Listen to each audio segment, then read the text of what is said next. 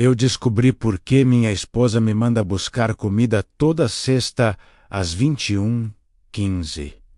Eu não deveria ter voltado cedo. Olá, pessoal do Reddit. Esta é, provavelmente, a coisa mais difícil que já tive de escrever em toda a minha vida. Estou num quarto de hotel barato, na beira de uma rodovia estadual. O papel de parede está descascando. O cheiro de cigarro velho é quase insuportável. E meu telemóvel está com apenas 12% de bateria. Eu não tenho coragem de o carregar no carro porque o sistema de entretenimento do meu veículo é moderno demais. E eu tenho quase certeza de que a Clara consegue aceder ao GPS em tempo real através da nossa conta partilhada. Eu sei como isto soa. Soa a um surto psicótico. O Lucas enlouqueceu, dirão os meus amigos. Ele sempre foi um pouco ansioso, diria a minha sogra. Eu juro por tudo o que é mais sagrado que eu daria a minha própria mão direita para que um psiquiatra entrasse por esta porta agora e me diagnosticasse com esquizofrenia paranoide. O problema é que as fotografias que tirei ontem à noite não mentem, e os ficheiros que vi naquele sótão mudaram para sempre a minha percepção de quem eu sou e do que é o amor. Eu e a Clara estamos casados há 7 anos. 7 anos que eu descreveria como o paraíso na Terra. A Clara é o que chamam de mulher perfeita. Ela é professora de artes numa escola primária, tem uma voz que soa como música e nunca, em 7 anos, levantou o tom de voz para mim. Nem uma única vez. Ela é o tipo de pessoa que resgata pássaros com a asa partida e faz jardins comunitários no bairro. Toda a gente a adora. Ela é a luz de qualquer sala onde entra. O nosso único problema menos. E eu coloco isso entre aspas. Porque na altura parecia apenas uma excentricidade fofa de uma alma artística, menos era a sua famosa hora da purificação. Isso começou há cerca de 2 anos. Ela explicou-me que, como lidava com um caos de 30 crianças barulhentas durante a semana, a sua psique precisava de um reset absoluto. Toda sexta-feira, às 21h15 em ponto, eu tinha de sair de casa. Ela chamava isto de ciclo de silêncio absoluto. Ela dizia que meditava, queimava incensos específicos e reorganizava as energias da casa para a semana seguinte. Para me manter ocupado e fora do caminho, ela pedia sempre o mesmo favor. Ela pedia para eu ir buscar o combo especial no restaurante japonês do Sr. Sato. O restaurante fica a uns 25 minutos de distância. Ela era cirúrgica, com um horário quase obsessiva. Ela dizia para eu sair às 21h15, porque o Sr. Sato preparava o peixe fresco exatamente para essa hora. E ela pedia, por favor, para eu não voltar antes das 22. Segundo ela, o ciclo precisava de terminar no tempo certo para não quebrarmos a harmonia da casa. Eu aceitava sem questionar. Eu amava menos a demais para estragar o seu momento de paz. Aproveitava aqueles 45 minutos para ouvir os meus podcasts de crimes reais. Dirigia com os vidros baixos, sentindo a brisa da noite, e depois voltava. E, como num passe de mágica, quando eu chegava às 22h05, a casa estava impecável. O cheiro de sândalo e jasmim pairava no ar. A Clara estava sempre com um roupão de seda, o cabelo perfeito e a mesa posta. Era a nossa noite de harmonia total. Pelo menos, foi assim até ontem à noite. Ontem, a rotina começou como qualquer outra sexta-feira de outono. Bebemos um pouco de vinho. Ela deu-me um beijo na testa. Um beijo que hoje me gela o sangue só de lembrar. e disse que estava quase na hora. E las 9:15 de la noche, eu peguei nas chaves e saí de casa, como sempre fazia. Eu estava a meio do caminho, cerca de 10 minutos depois de sair, quando bati no bolso das calças. Vazio, bati no outro bolso. Nada. Eu tinha deixado a minha carteira em cima da cômoda do quarto. Sem a carteira, eu não podia pagar o jantar. Sem jantar, a nossa noite perfeita estaria arruinada, e eu teria de admitir que fui descuidado. Pensei em ligar-lhe, mas o telemóvel dela ficava sempre em modo não incomodar durante a meditação. Pensei que eram apenas 21:25. Se eu fosse rápido, entraria, pegaria na carteira e sairia. Ela nem ia notar que eu interrompi o tal ciclo de purificação. Mas algo dentro de mim, um instinto primitivo que eu não sabia que possuía, fez-me estacionar o carro a 2 ruas de distância da nossa casa. Eu caminhei até a minha própria residência pelas sombras, evitando os candeeiros de rua. Sentia-me um invasor, um criminoso na minha própria propriedade. Quando cheguei à nossa rua, notei a primeira coisa estranha. A casa estava às escuras, totalmente apagada. Geralmente ela deixava uma luz de presença na entrada para quando eu voltasse, mas desta vez a casa parecia um túmulo negro sob as estrelas. Abri a porta da frente com uma lentidão agonizante, milímetro a milímetro. O silêncio lá dentro não era o silêncio de alguém a meditar. Não havia música suave. Não havia respiração profunda. Era um silêncio oco. Um silêncio de museu abandonado. Eu tirei os sapatos para não fazer barulho e subi as escadas, evitando o 3º degrau que range. Aquele que eu sempre prometi consertar e nunca o fiz. Quando cheguei ao corredor do andar de cima, vi um brilho vindo do nosso quarto. A porta do banheiro estava entreaberta. E eu ouvi a voz dela. Não era um mantra de paz. Era um sussurro rítmico, rápido, quase como se estivesse a recitar uma lista técnica ou uma oração profana. Eu aproximei-me. O meu coração batia tão forte que eu tinha medo que ela o ouvisse através das paredes finas. Espreitei pela fresta da porta. A Clara estava sentada no chão do banheiro, nua. Mas ela não estava a meditar. Ela estava rodeada por fotografias. Centenas de fotografias minhas. Fotos que eu nunca vi serem tiradas. Eu a dormir. Eu a escovar os dentes. Eu a entrar no carro no trabalho. Eu a chorar no funeral do meu avô. Fotos tiradas de ângulos impossíveis. Como se houvesse câmaras microscópicas dentro das molduras dos quadros ou nos detetores de fumo da casa.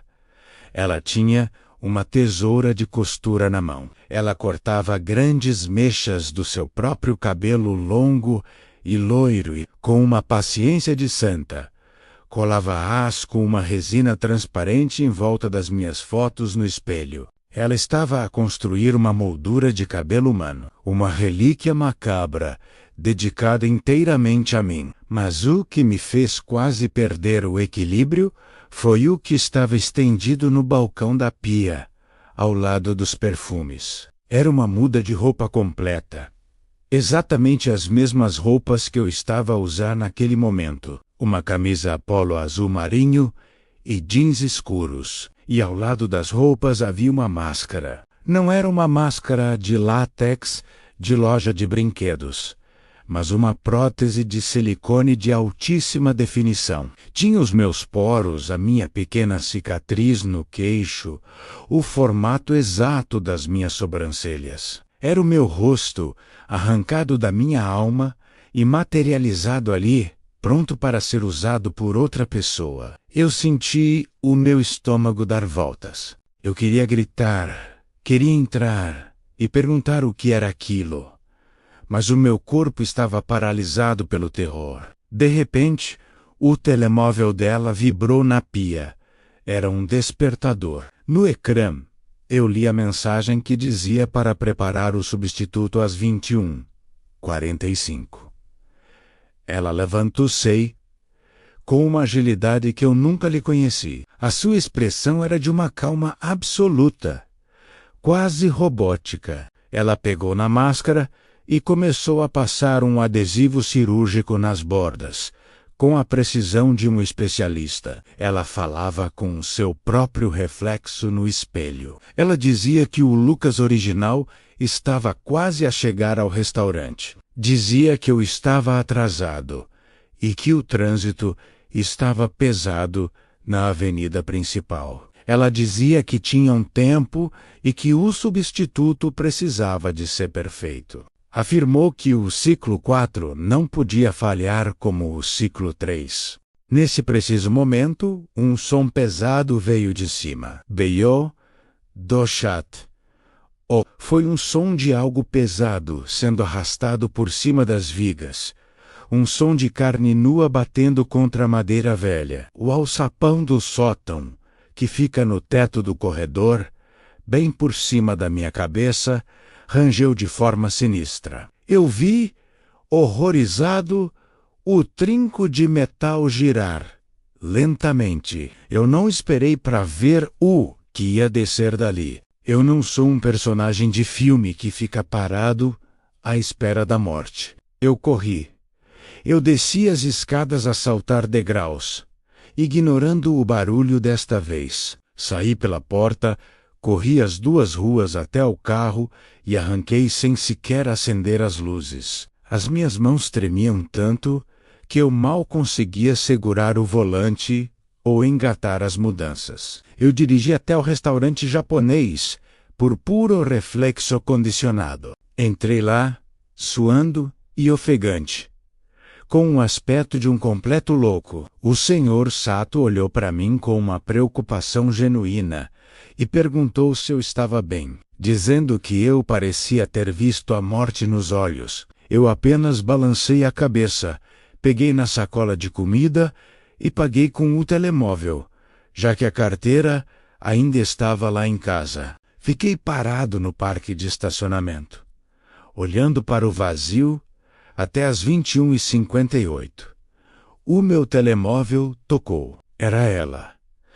Ela perguntou se o Sr. Sato tinha caprichado e disse que estava a contar os minutos para me ver. A voz dela era perfeita, doce, amorosa, a Clara de sempre. Eu respondi com a voz mais firme que consegui simular, dizendo que já estava a caminho e que houve um pequeno atraso na cozinha. Ela disse que não fazia mal, que o incenso já estava a queimar e pediu para eu vir logo para casa. Eu desliguei o carro e chorei como uma criança, no banco do motorista. Chorei porque sabia que se voltasse para casa, naquele momento, encontraria a Clara perfeita à minha espera com um sorriso. Mas também sabia que se eu olhasse nos olhos dela por tempo suficiente, eu veria a mulher que coleciona fotos minhas no banheiro e prepara máscaras para algo que vive no nosso teto. Eu não dormi em casa naquela noite. Inventei uma desculpa sobre uma pane elétrica total no carro e um reboque que só chegaria de manhã bem cedo. Ela insistiu muito para me vir buscar. Ofereceu-se 1000 vezes. Mas eu disse que o meu telemóvel estava a morrer e desliguei tudo. Esta manhã, eu fiz a única coisa que me pareceu lógica. Chamei o Marcos. O Marcos é o meu melhor amigo de infância e sargento na polícia militar. Eu contei-lhe tudo o que vi num café barulhento da cidade. Ele olhou para mim com uma pena profunda, como se eu tivesse perdido a razão completamente. Disse que eu estava sob muito estresse e que a Clara era uma santa. Sugeriu que eu tivesse tido um pesadelo acordado ou um ataque de pânico severo. Mas ele, por amizade, aceitou ir comigo até a casa para verificar. Esperamos que o carro dela saísse de casa. Eu via sair pelo sistema de GPS às 8 em ponto, rumo à escola, onde ela ensina crianças a desenhar. Entramos na casa com a chave reserva dele. Estava tudo imaculado.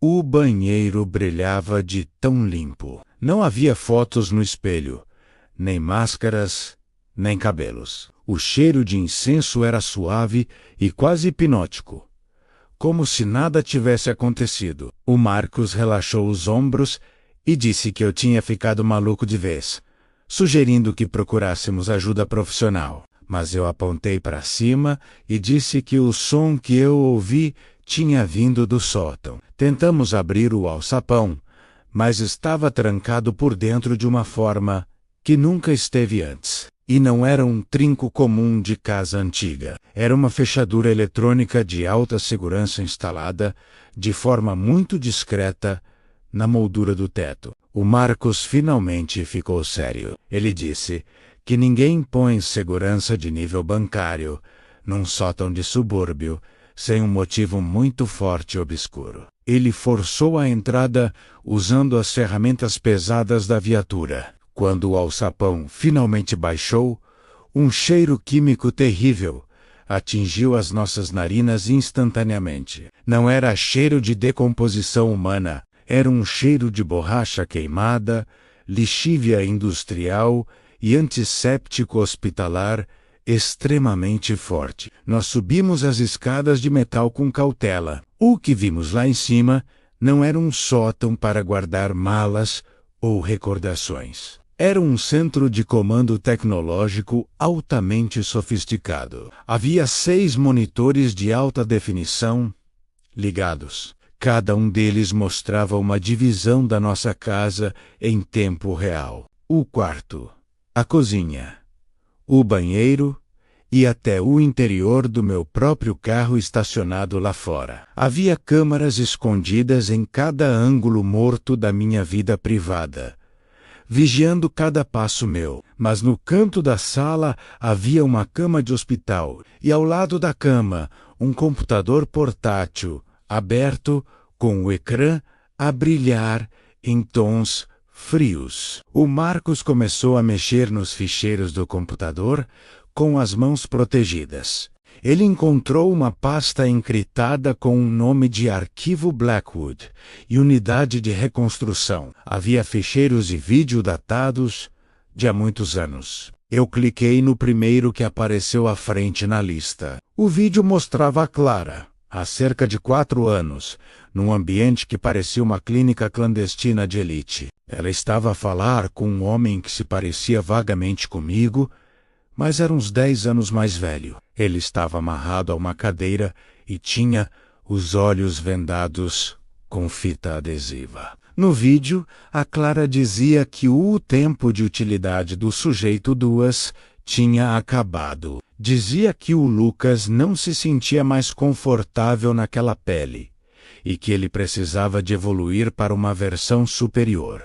Afirmava que precisavam de um novo receptáculo para a ideia dele. Eu comecei a hiperventilar ali mesmo, no meio do sótão frio. O Marcos abriu outra pasta chamada Sujeito 4, com o meu nome completo ao lado. Havia um diário detalhado de cada minuto do nosso casamento de 7 anos. Cada pequena discussão que tivemos, cada preferência de comida, cada memória de infância que eu lhe confiei em segredo no escuro do nosso quarto, acreditando que ela era o meu porto seguro. Estava tudo ali, transcrito com notas científicas sobre como simular empatia ou como corrigir os meus tiques nervosos naturais. Ela estava a mapear a minha essência para transferir para outra coisa. O Marcos murmurou o meu nome com a voz a falhar, os olhos arregalados. Ele estava a olhar para uma prateleira nos fundos do sótão escuro. Eram 3 bustos de resina. Cada um deles ostentava uma máscara de silicone perfeita, assustadoramente real. Eram rostos de homens diferentes, mas todos tinham o mesmo tipo físico que eu. Eram homens que eu reconheci de cartazes de pessoas desaparecidas dos últimos 10 anos. E o quarto busto estava vazio no centro da prateleira. Estava claramente à espera do meu rosto. De repente, o rádio na cintura do Marcos chiou muito alto, quebrando o silêncio do sótão. Era a central, dizendo que havia uma ocorrência urgente na nossa localização. A proprietária estava a relatar uma invasão violenta de domicílio em curso por 2 homens armados. Eu disse que era ela, que ela nos estava a ver através das câmaras, naquele preciso momento, do seu telemóvel na escola. O Marcos sacou da arma de serviço e disse para sairmos dali imediatamente, antes que o apoio local chegasse. Descemos o mais rápido que pudemos.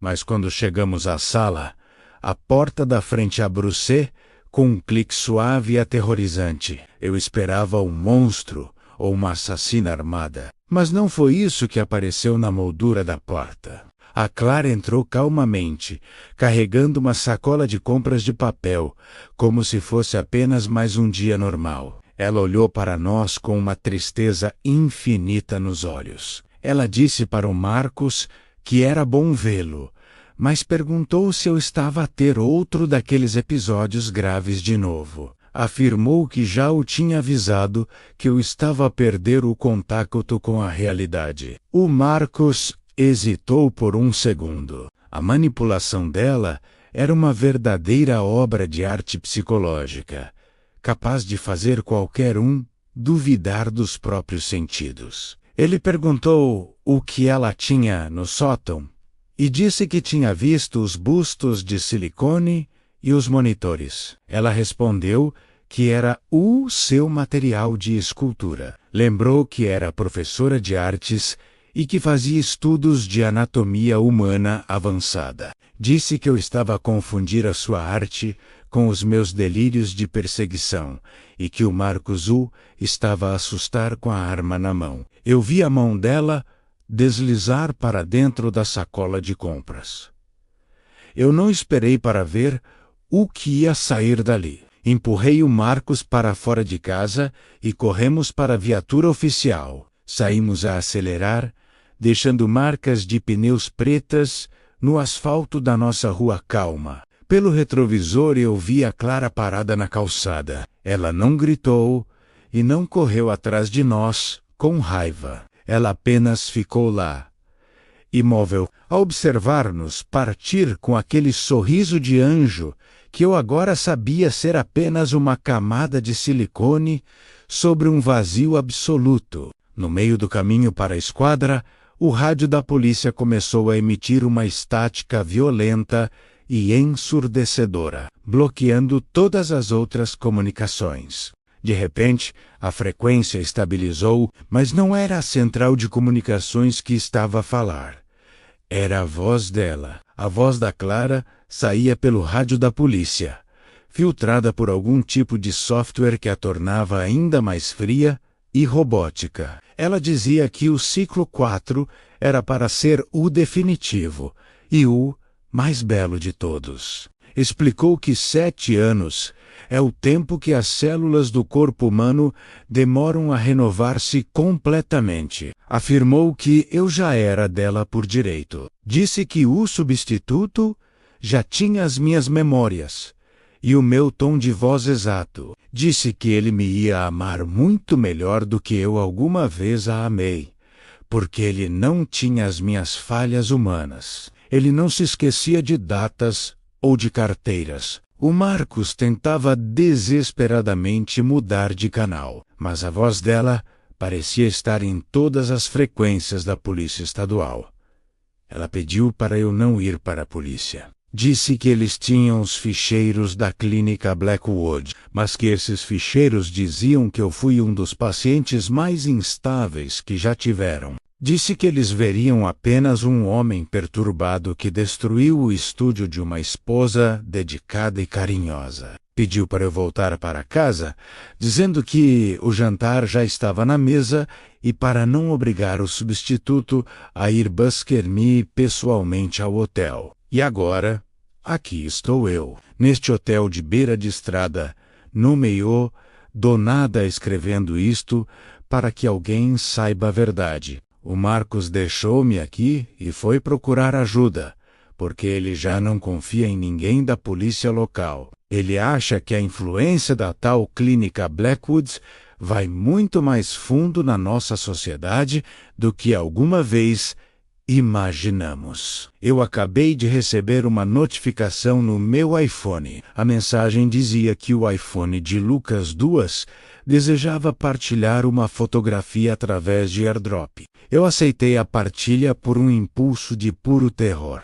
É uma fotografia da minha própria mãe. Ela está na cozinha da casa dela de costas a preparar o seu chá da tarde habitual, como faz todos os dias. Atrás dela, um pouco desfocado, mas absolutamente inconfundível, está um homem. Ele veste a minha camisa polo azul. Ele tem o meu corte de cabelo. A postura corporal é idêntica à minha em todos os detalhes. A legenda da fotografia dizia que ele já estava a aprender a ser eu de forma perfeita. Dizia que a minha mãe ainda não tinha notado a diferença. Mas dizia também que ele ainda não sabia se eu preferia o chá com ou sem açúcar. Ela pediu para eu ir ensinar-lhe, ou então teriam de extrair essa informação de mim de uma forma muito menos artística e muito mais dolorosa. Pessoal,